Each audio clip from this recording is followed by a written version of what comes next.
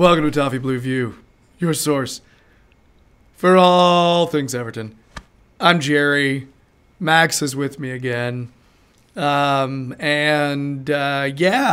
we are, I'd say we're partially in celebratory mode because of a non-loss. A non-loss at Stamford Bridge happened this weekend, and there was much rejoicing, sort of. I suppose. See what I mean? That's why I'm saying sort of. Because I can't sit there and afterward, I wasn't like yelling, going, yeah, in your face, we didn't lose. Because that's such a small club thing. In context. But in context, yeah. In context, I think we're justified in being slightly happy. Yeah. I mean, because, number one, no one's held them goalless. No, exactly, yeah. You know, that was nice, and we'll talk more about our game plan and tactics and everything, and who played well and how we actually held them, and how they cheated. Sorry, it was just too fun not to say. But yeah, we'll talk more about that. But it's, you know, I walked away thinking, you know what, I'm proud of the team today. That was the thing. I didn't look back and say, "Damn, you did stupid shit today." Yeah, you know what I mean. You're not mulling over lost chances anymore. Really, it's each week now seems to be a good collective effort from everyone, and you can be pleased with that. And I didn't. It's also nice to not have to like curse the universe. You know what I mean? And say, how did they give them that penalty? How? You know what I mean? Yeah. It's nice to not have that happen. So, anyway, we'll talk more about that later. We will. I wanted to also brief little segue into the show, just because Max is on the show like all the damn time. He's had a cool opportunity crop up. We are recording this Monday, and so Tuesday morning, bright and early. Max, you want to talk a little bit about this opportunity that's happened for you to venture into the snake pit? Yeah, well, the snake pit's exactly that. Of course, the opportunity sprung on me quite quickly. I've got nothing but gratitude to the Toffee Blues and John for the opportunity. It's the chance to go to Anfield tomorrow morning, as Gerry said, bright and early, and preview the Merseyside derby, which is coming up after the Cardiff game. And as we were talking earlier, it is 3 days after Liverpool play PSG in the Champions League. So, I'm not suggesting anything, but, might be in with a chance this time, hopefully. Touch wood. But, I've got about not getting ahead of myself tomorrow, previewing it, looking forward to it. Be great. Yeah, and who's that with? The Premier League themselves. Yeah. I don't know if our listeners have heard of the Premier League. Yeah, the Premier League Productions, which of course I'm absolutely ecstatic, but I just keep myself grounded about it. Look forward to it. Good opportunity to meet new people and learn things. So bring it on. The cool thing is they won't have to do anything to your hair. They don't have to get all their hair people. They can just let them have a break. Ideally, I should have got my hair cut before it, because I know I'm going to be on camera. I'm going to look a bit scruffy. I've trimmed my beard. You can I noticed. That one. I've trimmed my beard. But, hopefully I'm not too ugly for your screens. I think you'll be okay. My guess is that knowing you will be finely manicured when you walk in. I could see that happening. Andre Gomez has been texting me a few beauty tips. Here, Max, here's the beard oils I use. I love it. It's a really cool opportunity. Try to find a way to catch Max. I'm sure he will throw that link on his Twitter timeline for you to for your viewing enjoyment, so you can soak in his essence. So, Chelsea reaction, Max. We talked a lot off camera, so hopefully we haven't talked ourselves out of this yet. But no. Initial thoughts And we are going to try to hold off our ref ranting until the appropriate time. So just FYI on that, everybody. I've got to be completely honest with you, Gerry. It was everything that I expected, just minus the goals. As I said in the last video for my prediction, I predicted a 2-2 draw. Mm-hmm. Obviously, we knew Chelsea were going to try and strangle us with possession, which they did. And it's got to be said, without Jordan Pickford, we probably would have lost that game. He made many high-quality game-changing saves, which, you know, just give us the deserved point.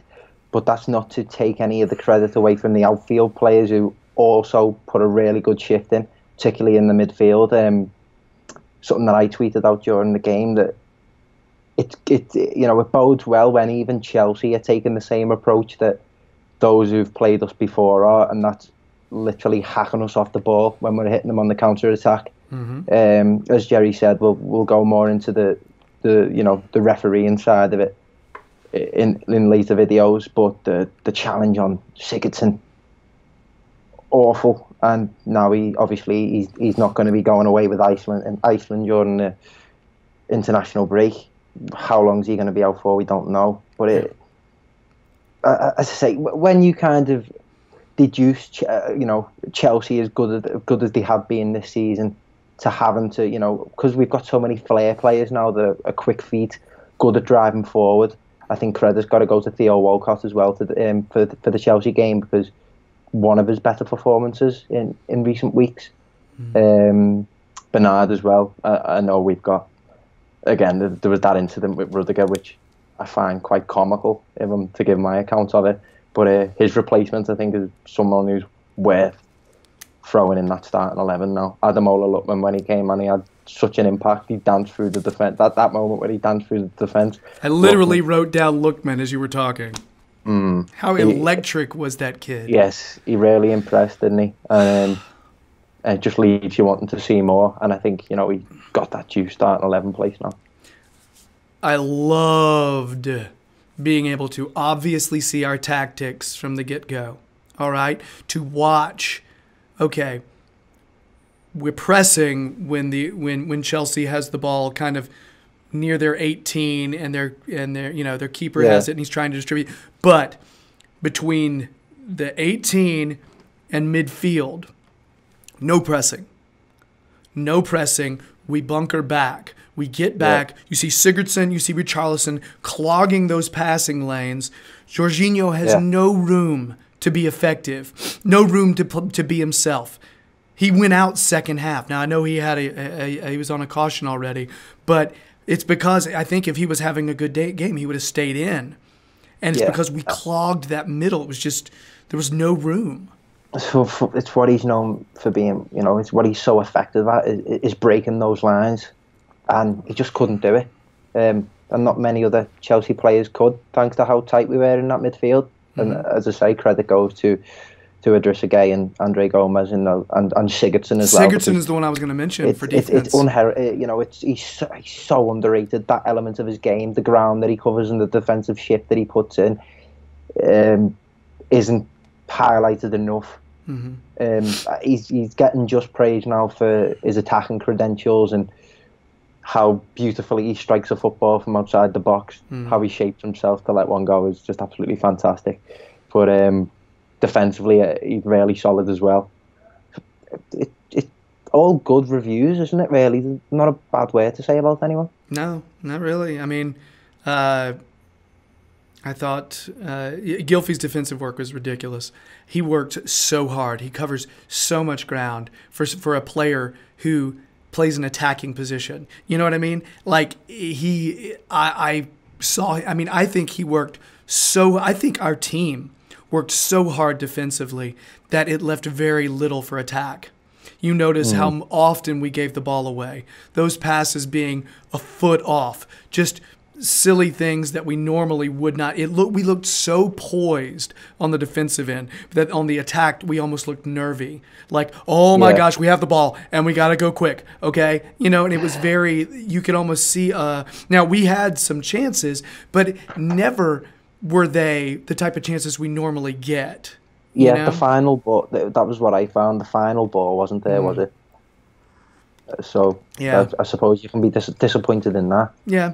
But That was the only. That's really all I got in terms of yeah, disappointment. You know, I thought that, well, and not even just the final ball. Just sometimes we were wasteful with possession. But again, I think it's because who we were playing. I don't think it was because we.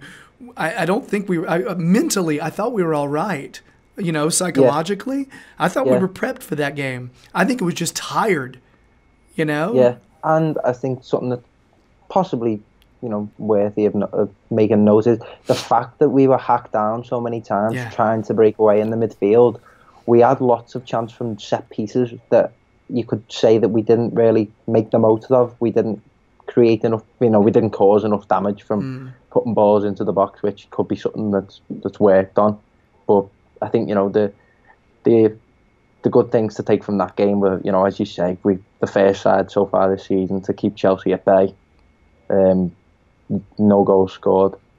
So going forward, defensively, we're in a much better place than what we were last season. Yeah. And how thrilling is it to be working with a manager that everybody said, "Oh, you got no defensive plan. You got no defensive plan. You guys are going to ship goals every game." And we play against one of the most potent offenses in the league, against some of the most exciting offensive players, some of the attacking players. I mean, Hazard is ridiculous. Yeah. And I'm sorry, Alonso's left foot, his left peg is ridiculous. How crazy were some of those strikes that he had first touch? That set piece routine that they pulled off, I was a fan of. It looked so good. That was a really good where it was just pinged straight onto his left foot. Great save from Pickford. Yeah. But yeah, he got a lethal left foot, hasn't he? I mean, it was strong. He was a dangerous player. We talked about him possibly being dangerous coming up the left side, and I think all in all, what this kind of alludes to, we were competitive, and it was a good game to watch. Mm-hmm. Whether you support Everton, whether you support Chelsea, from that neutral perspective, it was a very tight, competitive game. We knew Chelsea were going to have more of the ball, which they did. Mm-hmm. They did create more chances as well, but never at one point did I ever think Everton looked, overmatched, not worthy. Yeah. We traded with them blow for blow and gave them a good match. Yeah, and they fouled and flopped repeatedly, and we time wasted. Yeah. It's a little bit of balance, Yeah. Things balance out. We definitely time wasted. I'd say both teams were guilty of some shithousery, because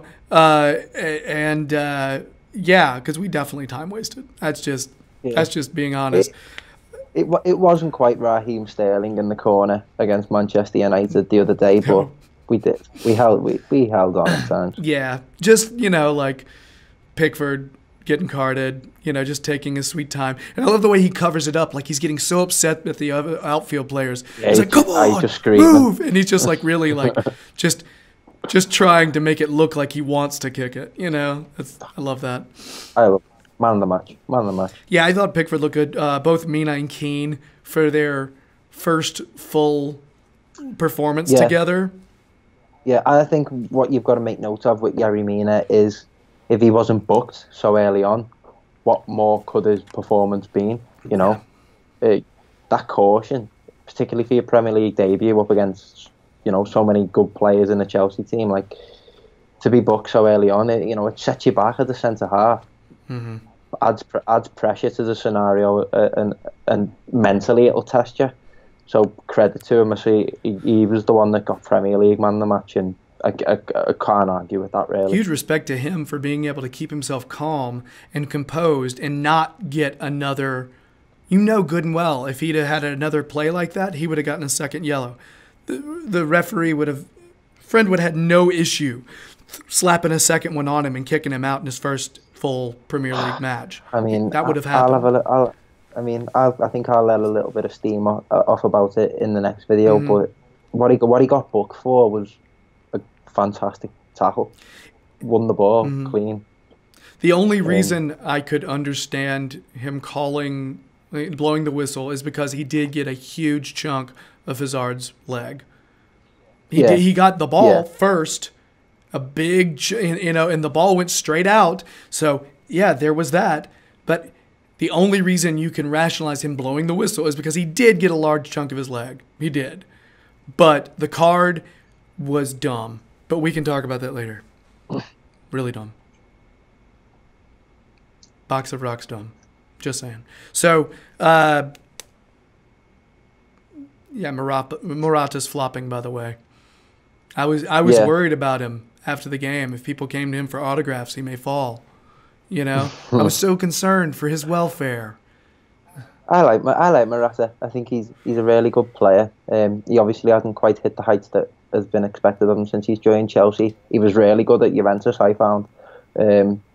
I don't know whether the fact he's Spanish might have played into Gerry Mina having a decent game. Obviously, being at Barcelona kind of might have acclimatised to that Spanish centre forward. His whining was ridiculous. Oh my gosh, he would just bump into Mina and fall down and look around and be like, "Hey, what's the deal? Like, are you serious? Are you serious?" It's just, and that's not ref ranting. That's just whiny little baby ranting, because that's ridiculous. Rudiger flying back because of the headbutt, which, let's be frank, there's no angle that shows him actually hitting him with his head. None. Bernard going full on Zidane. He literally stood up and did like this. A bit ridiculous, but it really was ridiculous, wasn't it? Then they're the ones saying that we're lucky that there's no VAR. Yeah. Anyway, all that to the side, Chelsea's a really good squad. I am proud of our result against them, and they have some of the best players in the entire Premier League on their team. So, yeah. We walk away with a point from there, head held high. Things are all right. Really. Anything else on this? I'll let me pessimistic side take hold of me for a little bit. I would have rather had 3 points. We need to, going forward. I mean, the incremental improvements. It's gone from getting trumped at Arsenal to giving United a good game, refereeing decisions permitted. Mm-hmm. But this one, we held a really potent Chelsea side, and we need to make those periods of play where we're being the better side and we're creating chances. We've got to take them. And a big part of this is confidence too. Being able to know we can go into a place like that against a team that's highly rated and know that we can come away with points, period. I don't care, 1 point, 3 points, I don't care. Just knowing we can go in there and get points, that starts to get over that defeatist, like, oh, how's the universe going to screw us this time? And that's not just us, that's the team. That's the team feeling like that. You get that monkey off, you shake that shit off, and it's baby steps, to where you start going there and you expect to win. Expected wins. None of this expected loss bullshit. Expected wins, I don't like expected losses. I never want to hear that term It's again. Ridiculous. Even though our Lord and Savior Mashiri, I think, is the one that said it. So. Not a fan. Not a fan. Well, fan of Mashiri, not a fan of the phrase. Let's say that. All right. Yeah. So that's it for our Chelsea reaction. We're going to delve into the ref rant after that. So stay tuned for the next segment where, a lot of anger, vitriol, if you will. So in the meantime, if you're digging our videos, please subscribe to the Toffee Blues YouTube channel. We're approaching 1310 on the subs, and we appreciate that because people are listening, people are watching, and yeah, they're kind. So thank you. If you want more Max, I did mention he's going to be showing up. I guess they'll be recording tomorrow with Premier League Productions doing the Derby preview. So just keep an eye on his Twitter so you can see where that's going to go. And as you know, he shows up everywhere. So just keep an eye on the omnipresent Max. Also, the Toffee Blues website. where he'll be doing analysis on there. Not face though, not video. It's written. His words are purty too. All right, so we're gonna move on to the ref rant. So, yeah, I guess that's it for this one though. Bye.